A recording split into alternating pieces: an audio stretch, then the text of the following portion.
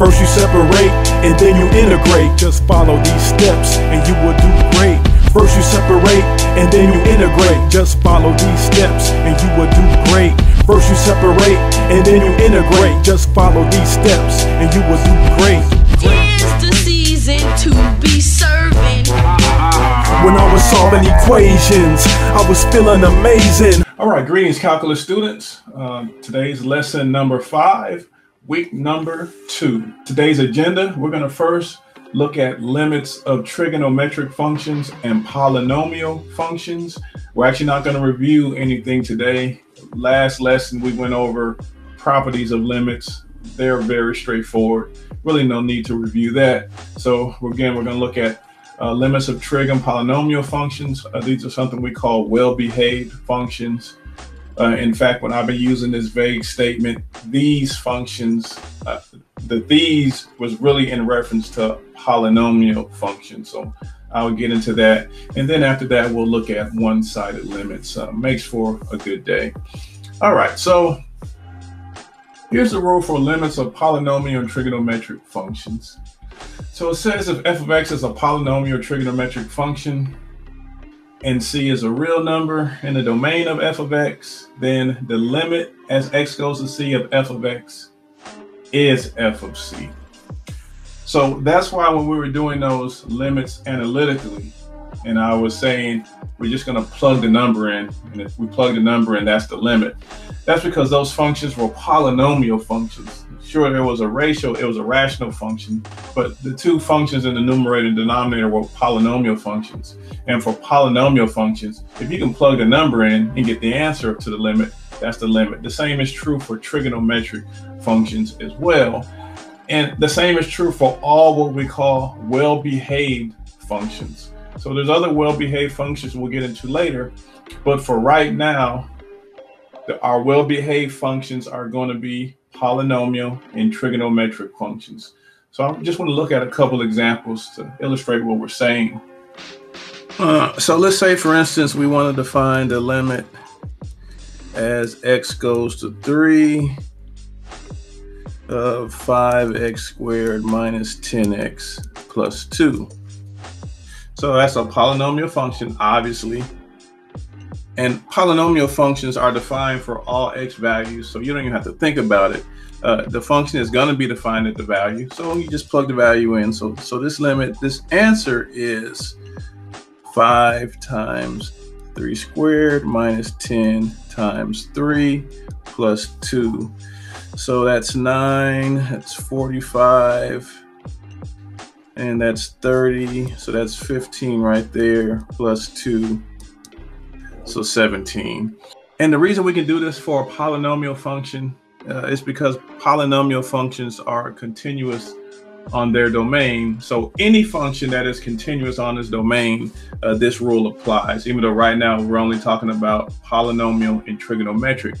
But for any function that's continuous on its domain, or for any function that's continuous at c. So it may not even be continuous on its whole domain, but for any function that's continuous at c, something we'll get into formally later, I know I keep saying, the limit as x goes to c is going to be equal to f of c. It just so happens for polynomial and trigonometric functions, that's all values in their domain. So let's look at a trigonometric example. So let's say the limit as x goes to pi over 2 of, say, 10 sine x. One very important thing I need to mention before I find this answer is a very simple answer. I'm just going to use direct substitution. You need to start studying the trigonometric values. So I'm talking about the sine, cosine, and tangent for pi over 3, pi over 4, pi over 6, pi over 2, etc. So I'm going to put in your Schoology all the trigonometric values that you need to study, and you really need to study these. This is tremendously important. A lot of what we start doing as we get to more advanced stuff, there's going to be a lot of trig values that you have to know. So you really have to study. And this is, as more things are introduced, you're going to hear me say a lot. You need to study this. You need to study this. We're going to tell you about studying your derivative rules and your integration rules.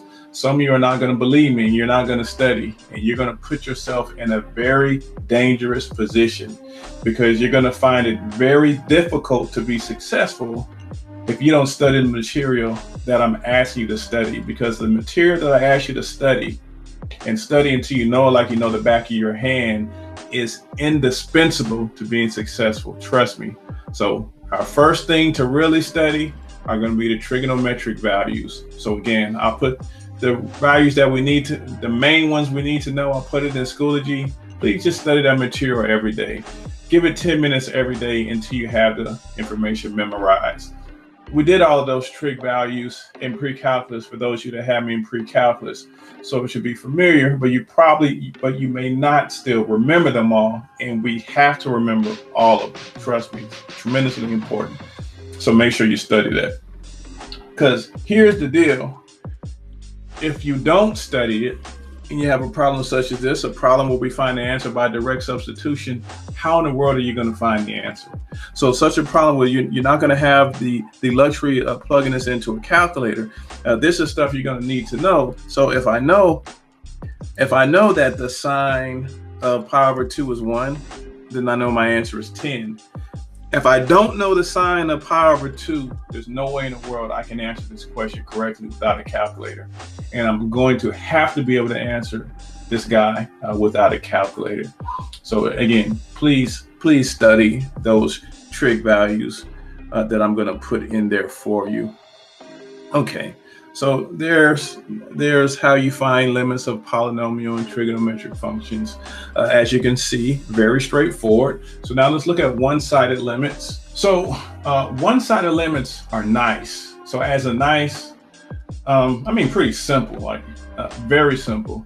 If you understand what we've been doing thus far, you've already been doing one-sided limits. Because when we've been talking about finding a limit from the left and from the right and make sure they're equal, well, in this case, we're only going to look at just the limit just from the left, or just the limit just from the right. That's it. So we don't have to make it be equal.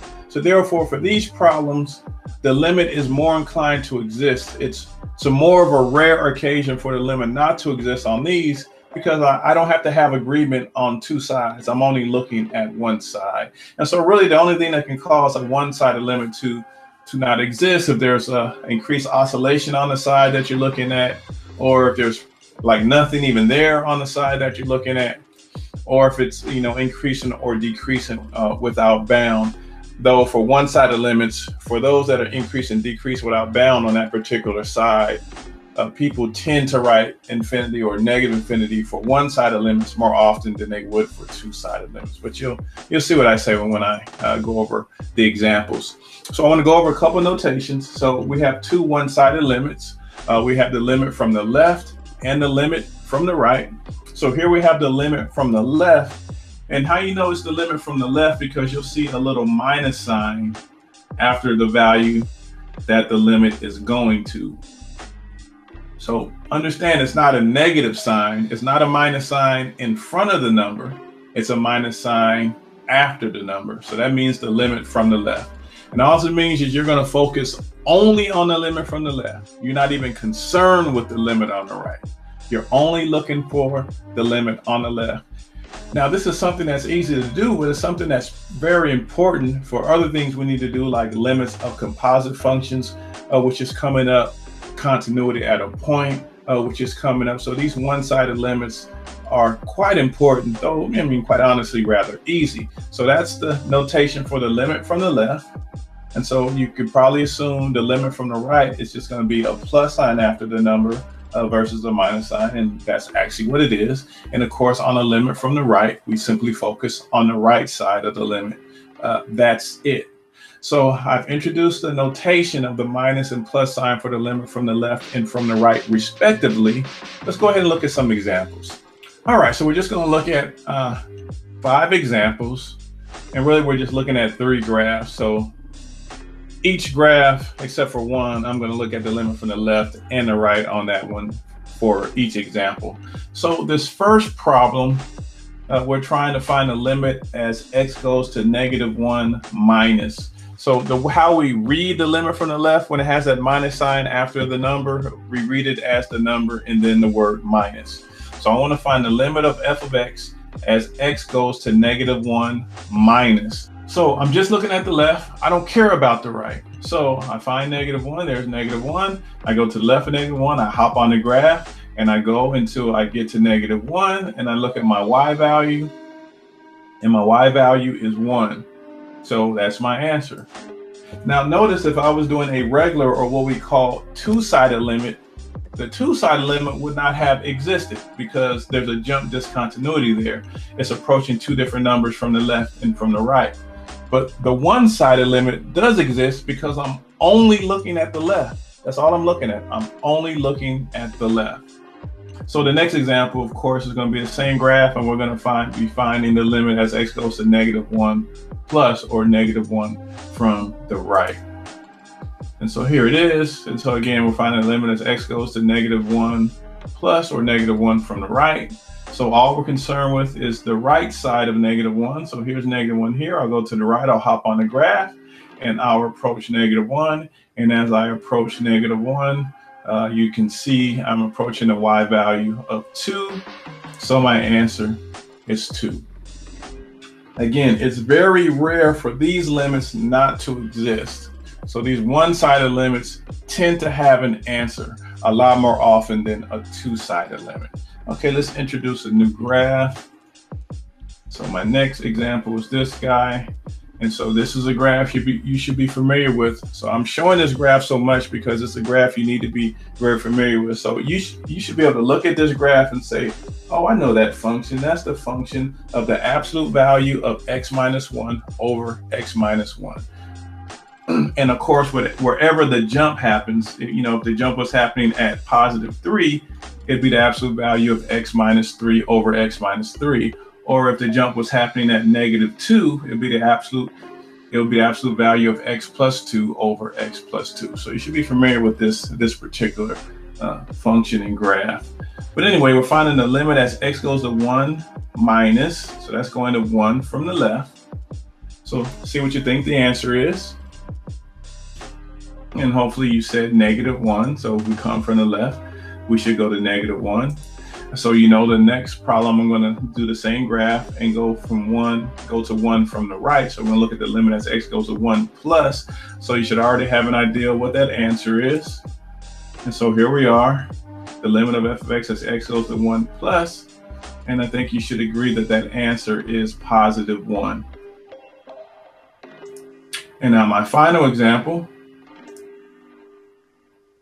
So here we're taking the limit as x goes to 3 minus. So I'm looking at the limit as x goes to 3 minus. So that's 3 from the left. So here's 3 here. And so coming from the left, again, you should be familiar with this behavior.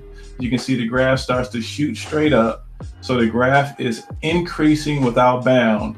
That puppy is going up to infinity. That puppy is going up to infinity. Now I notice if you look at my answer choices, does not exist or D&E or non-existent is not a choice, but infinity is. So that's my answer. So again, as I stated before, really when a limit is infinity or negative infinity, it's the same thing as saying the limit doesn't exist. When it's a one-sided limit, we're more inclined to say infinity or negative infinity because one-sided limits are really about describing behavior. That behavior is described more effectively by saying infinity or negative infinity than by just saying D&E. So again, you're going to see the negative infinity infinities pop up more on one-sided limits. However, you will never in a multiple choice problem have one answer choice say infinity and another answer choice says does not exist. So either they're going to have the answer be does not exist or have the answer be infinity or negative infinity. You will never have to choose from the two. And on a free response question, you can say either one. Either one is fine. To say a limit is infinity or negative infinity or D&E. Either of those are fine on a free response question. Okay, that concludes our lesson number 5 for one-sided limits. We'll see you next time. When I was solving equations, I was feeling amazing. Problem after problem until the day's end. Solving, keep solving, and turn the page in, and still keep grinding. Solutions keep finding. I have never seen a problem like this, but I know exactly where it fits. First order, separable, ODEs. Now I know what to do, holy me. First you separate, and then you integrate.